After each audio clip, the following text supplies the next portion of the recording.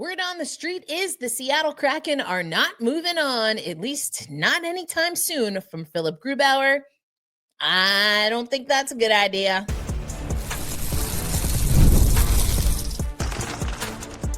You are Locked On Kraken, your daily podcast on the Seattle Kraken, part of the Locked On Podcast Network, your team every day.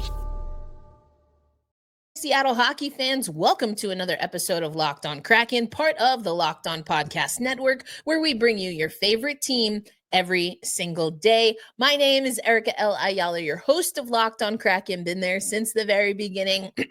Also a contributor to CBS Sports, where I talk women's hockey, basketball, sometimes softball, a little bit of everything on CBS Sports, and just glad I signed a new contract that will definitely get me through the Winter Olympics, where I will be covering the men's and women's hockey tournaments.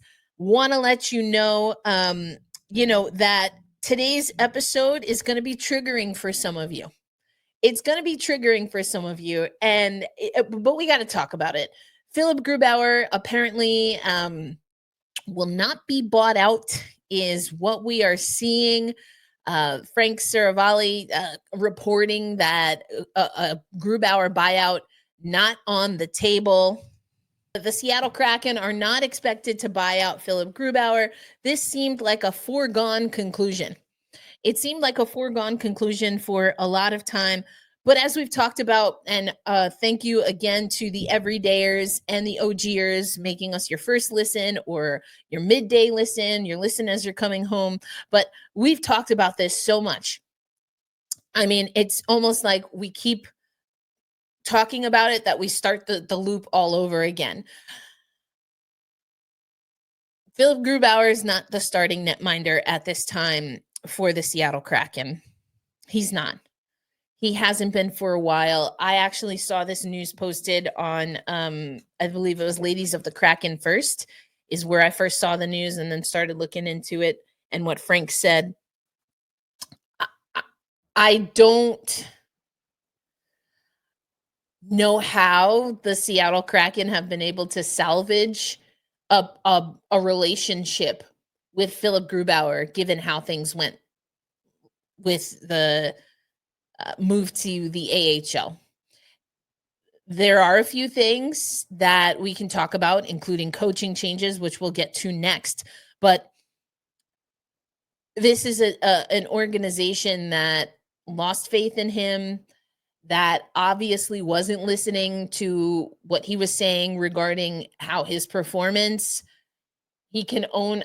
My interpretation is that he was willing to own certain things, but also he was saying that without repetitions, consistent repetitions, he's not exactly sure how he could have done better. Now, whether you buy that or not, I do think there's some truth to it. I do think, and I've said it before, everydayers, you'll know that, yeah, the Seattle Kraken could have and should have found more games for Philipp Grubauer. But here we are. So, it's become a little bit of a messy situation. I have looked at some comments on the Facebook post that I saw. I've also looked at some Reddit comments, people talking about how it's not a great goalie market. I mean, right, because if we buy out Philipp Grubauer, we're less that money. Then we also have to pay another goaltender. And is that a goaltender that's going to be equally, if not more competitive, for a position alongside Joey Daccord? Joey's got to then, get more comfortable and familiarity building that. I mean, those things can happen, but, I think that's a good point. Another point that I saw floated out on multiple threads by fans, and I agree with this, and maybe it's changed my mind about how I feel about the buyout, is that, listen, the Seattle Kraken are not going to be competitive next year. And there's a few other things we'll talk about on today's episode. I was listening to the Locked On Fantasy Hockey guys, Flip and Steele, talk about it.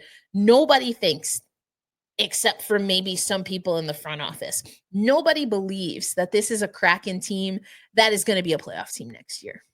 And so if you're not going to be a playoff team, if you can maybe wait for either someone in the organizational pipeline to get a little bit better until Philipp Grubauer's contract is up in earnest, or maybe even you think about buying him. I don't know, but we're not going to be competitive.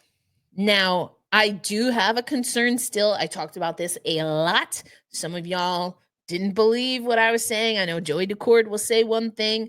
That man was gassed. We overwork our goaltenders. I've been saying this since season 1. Martin Jones, your hero of season 2, who never gets enough credit. We overwork our goaltenders. And if you're not going to have a coaching staff, again, we'll talk about coaches coming up. For those watching on YouTube, you can see the bullet point on the side. If you're not going to have a coaching staff that's going to entrust Philipp Grubauer to get more starts than he did last year, I don't understand. If anything, just think of it as Joey Daccord rest days. Like, if you can't put your mind around Philipp Grubauer, Joey Daccord rest days. Joey Daccord rest days, in my opinion, should be the first game of the back-to-back. Joey Daccord rest days should be against teams, statistically speaking, that we should beat in the regular season. Joey Daccord rest days should be games where Philipp Grubauer, statistically speaking, has the better record. He's been a goaltender in the NHL for longer. We didn't see that. I didn't understand. We didn't always make heads or tails of when we saw Philipp Grubauer and when we didn't. He was treated like someone that the organization had no faith in. And if that was perhaps a part of the reason that things fell apart for for Dan Bylsma, I think that's interesting. I don't think Dan Bylsma was wrong that Joey was the ace, the number one. I don't know if it was Bylsma or the front office that was insistent that Philipp Grubauer go down to the AHL. I think I've said it before. I mean, Daniel Sprong coming back to the organization is the most clear indication that there is a very different picture of success or pathway to success between Dan Bylsma and, at minimum, Ron Francis, maybe even beyond that. But you bring in Daniel Sprong. He plays a couple of games a few times, and then he is a healthy scratch for a number of games. Is the Philipp Grubauer situation in hindsight something where, again, front office and coaching staff disagreed? Maybe. Not only is Dan Bylsma gone, but we've got a few other coaches that have been dismissed as well, including, spoiler alert, we'll talk about it in the next segment, a goalie coach.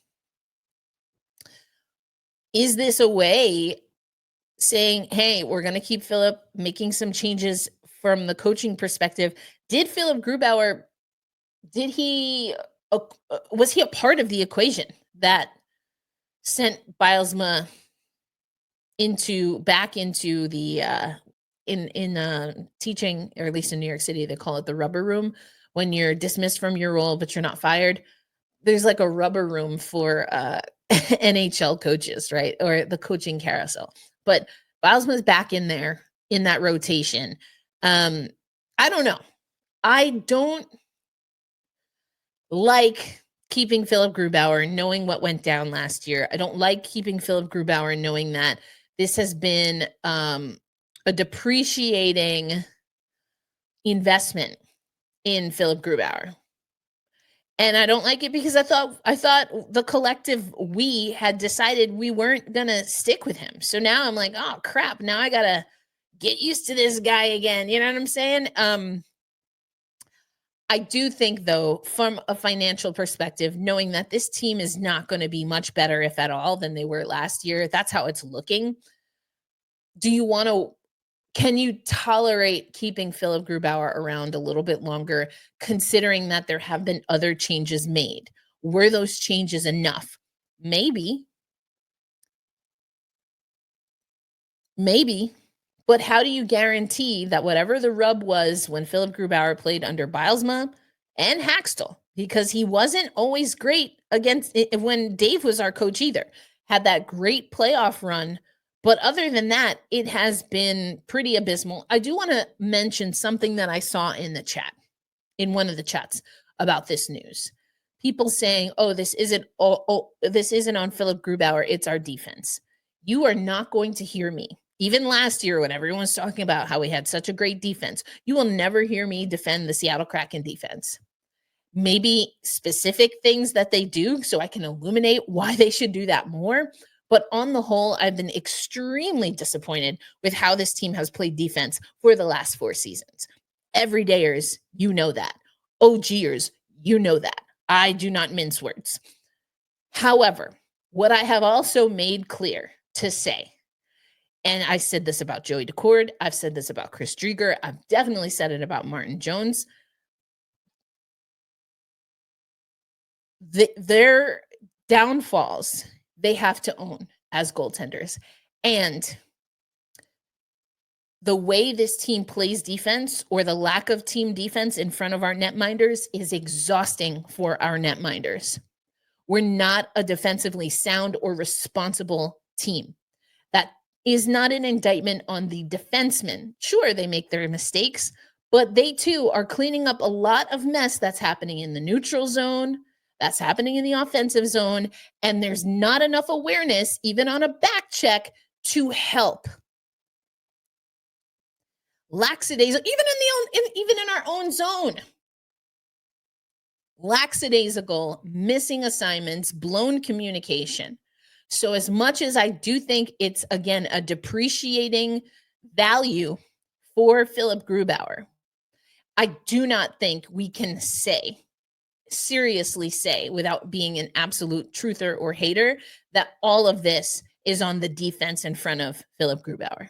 Both things can be true. Both things are true. Philipp Grubauer, not our starting netminder. Our defense isn't great.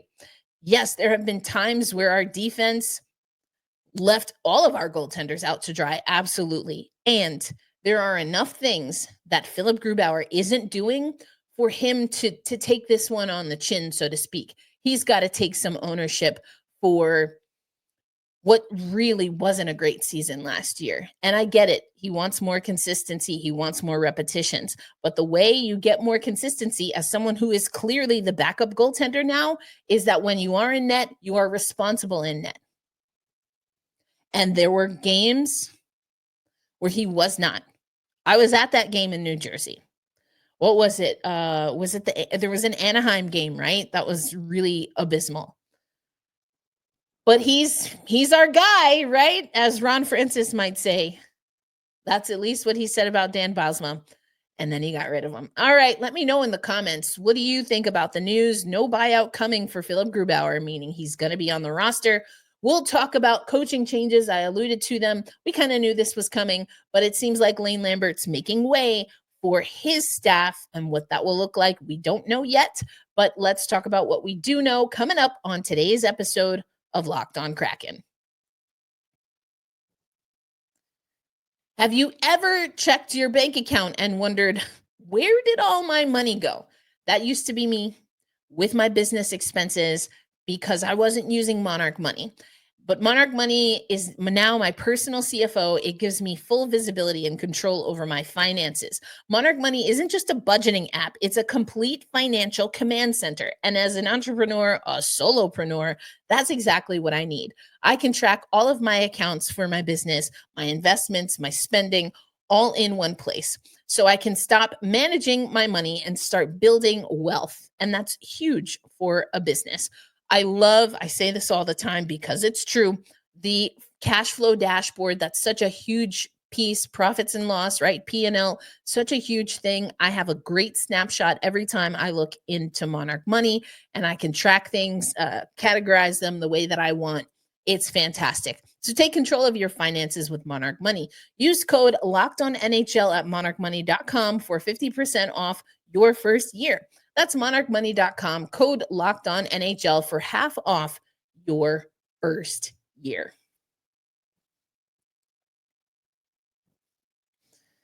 All right, Seattle hockey fans, thanks as always for making us your first listen of the day.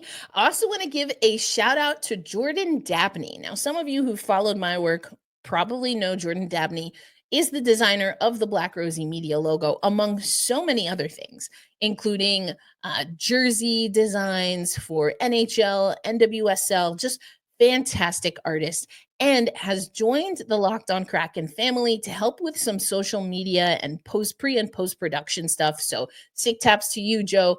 Glad to have you on the team. And speaking of changes, the Seattle Kraken announced that there would be some changes from the coaching perspective. That's right. Your Seattle Kraken have made some coaching changes. Lane Lambert has gotten rid of they have parted ways with Dave Lowry and Steve Briere. This is the quote that we have from Jason Botterill. Also, speaking of Lane Lambert, for those who are not familiar, I pre-recorded this before Lane Lambert's press conference. So expect a show, if not later today, Monday, then you'll get a double dose for tomorrow because we will hear from Lane Lambert. But Jason Botterill told us this: as Lane Lambert evaluates the coaching staff, we've made the decision to relieve assistant coach Dave Lowry and goaltending coach Steve Briere of their duties. We appreciate all their hard work and dedication to the Kraken and wish them luck on their future endeavors. Now, Kate Shefty over at the Seattle Times wrote about this. We know that Lowry and Briere were hired in 2022.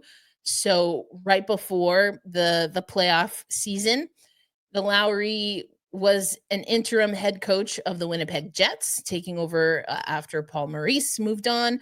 Briere was just let go as the Toronto Maple Leafs coach, goaltending coach, after 7 seasons. And he reunited with Dave Haxtell. Briere, as Shefty writes, helped stabilize the Kraken goaltending, which was one of many weak points during the inaugural season, guided Martin Jones and Philipp Grubauer to solid campaigns, later saw late bloomer Joey Daccord become an NHL starter.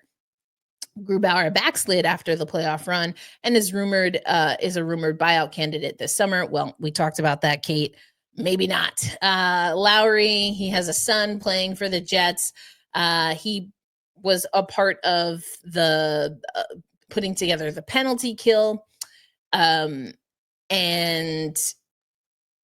he did that for the Kraken. He also did that with the Maple Leafs.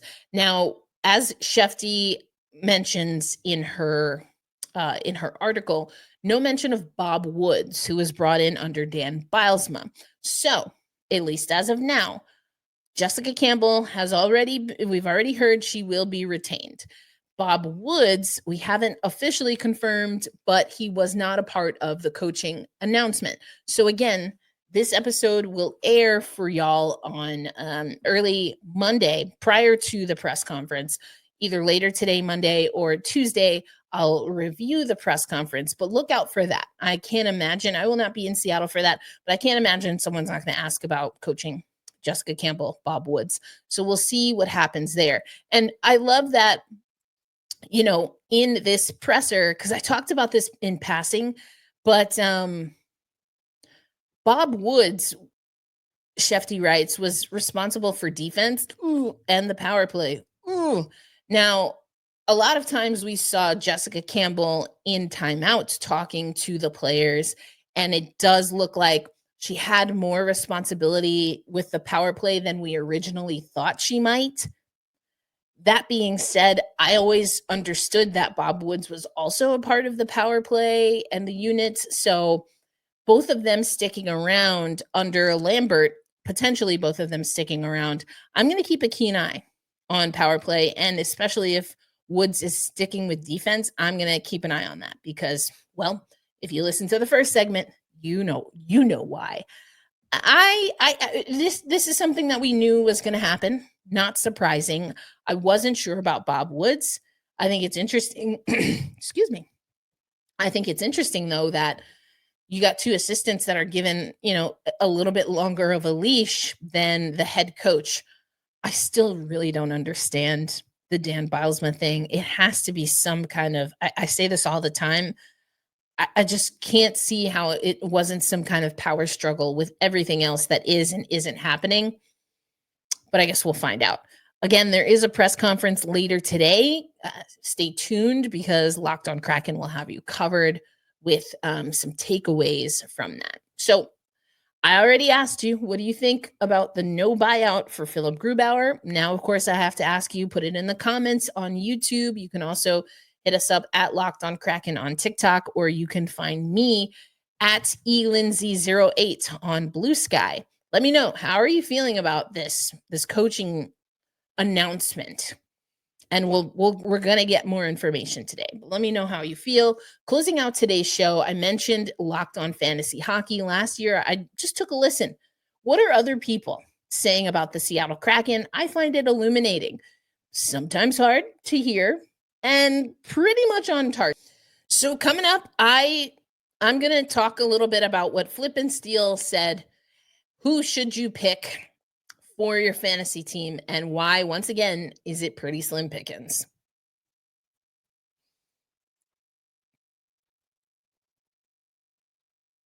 Thanks as always for making Locked on Kraken your first listen of the day, my everydayers, my OGers. We appreciate being a part of your daily destination. Erica L. Ayala, your host of Locked on Kraken. We've talked about no buyout for Grubauer. We talked about Lowry and Briere. Moving on. Now, what do we know about how other people are thinking about the Seattle Kraken, specifically people with a vested interest in how players are doing throughout the NHL, because they are fantasy hockey players? If you're not already, check out our Locked on Fantasy Hockey podcast with Flip and Steele. They recently, I think it was Thursday or Friday, had an episode where they talked about the Seattle Kraken, who are 5 players that they would pick. Once again, not anyone you're picking in the early rounds. Just a few that you might pick before the 10th round.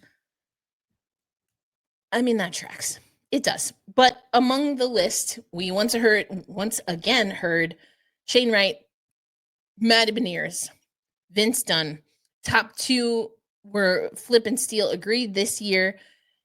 It's McCann and Montour.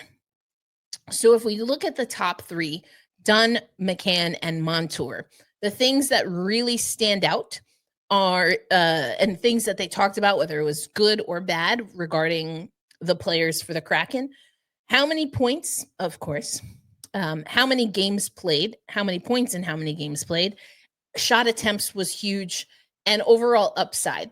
What I found interesting and validating, because if you are an everydayer, you know I say this all the time, is that I believe it was Steele in particular was saying that you go with McCann. You like what McCann gives you. It's just that you're not in love with the environment that he's operating in. Does that sound familiar? Does that sound like a certain host of Locked on Kraken? I've been saying this. I don't like. If there was one thing where I'm like, you know what? Bilesman's got to go, it might be Jared McCann. And I don't get the sense that McCann was complaining about it per se, but we broke it down. Bilesma was asked about changing the lines. I forget, they were on the road, asked about changing the lines and saying, you know, you're getting this from this line, you're getting this from this line, you're getting this from this line. So what about McCann? And the guy's kind of like, well, like you said, we're getting things from every other line. Making the changes that we did is helping every other line. And it just felt like there wasn't a right combination that could accelerate McCann. Not until the trade deadline opened some things up. And I'm not saying that that was a bad thing for Bilesma, because I agreed with him. If everyone else is working, you hate to say it, but McCann makes sense to sacrifice. We're getting more from Shane Wright. This was the time, I believe, where Wright was centering Tolvanen and Bjorkstrand. One of my favorite lines. One of my absolute favorite lines from last year.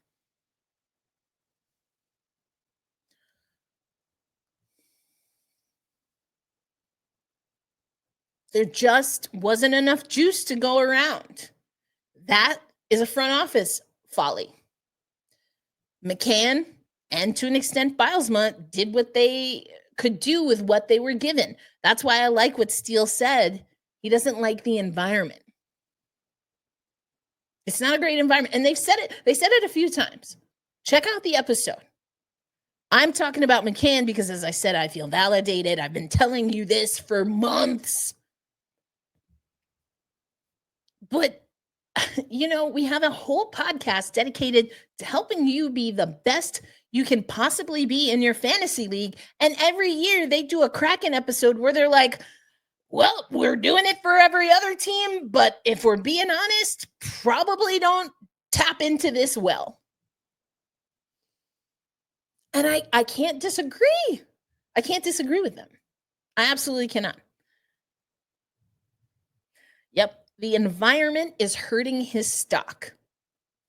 We talked about this to the point where it's like, I don't want to let go of Jared McCann, but the longer we hold on to him in this broken system, this quote environment that is hurting his stock, how can we ever possibly get good value if and mostly when we are forced to trade him? Because we're once again not going to be a playoff team. If Lane Lambert can fix that, and I'm not confident that he can, because I do think this is a front office folly. As I said, it is an issue, an error, that belongs to the front office, Ron Francis. But now Jason Botterill's got to fix it. Can he fix it? I don't know. Another point, which I have been saying for literally since we started this podcast. And this might have been Flip that said it. I think it was. He said, where do the Kraken fit in the Pacific Division?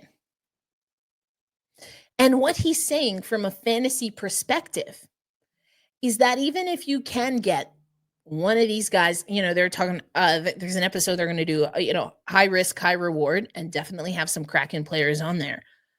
But comparative to the Pacific Division, they don't see the Kraken being able to really climb the ladder.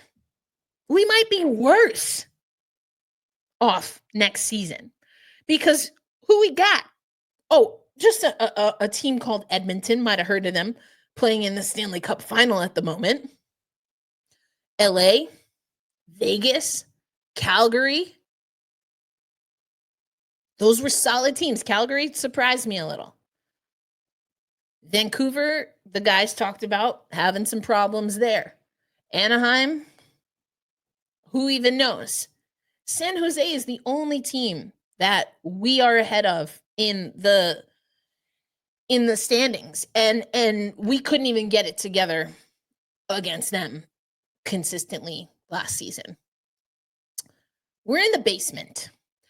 And what the guys were saying is not only do you have now perennial playoff teams, right? Isn't that our favorite phrase now? Which does not apply to the Seattle Kraken, but does apply across the Pacific Division. We have put perennial playoff teams in Vegas, LA, and Edmonton. Period. We can't get it together against Anaheim, San Jose,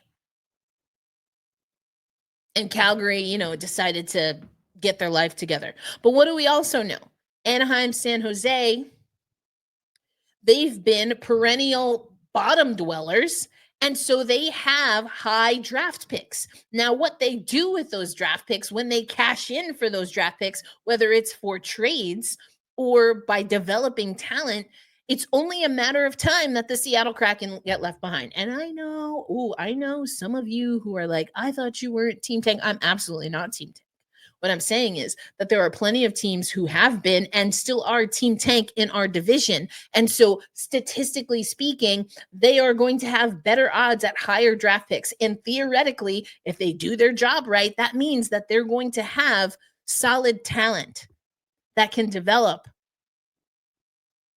Where does that leave the Kraken? We keep saying, our pipeline. There's a tipping point that's coming up pretty soon here.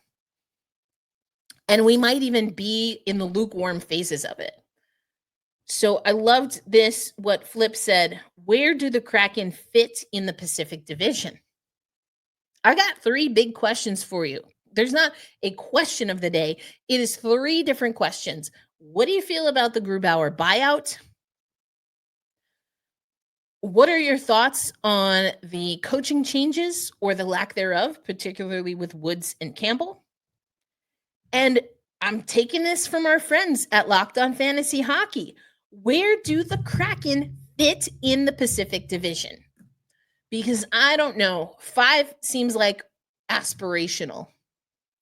And we might be lucky if we get 7 or 8 again.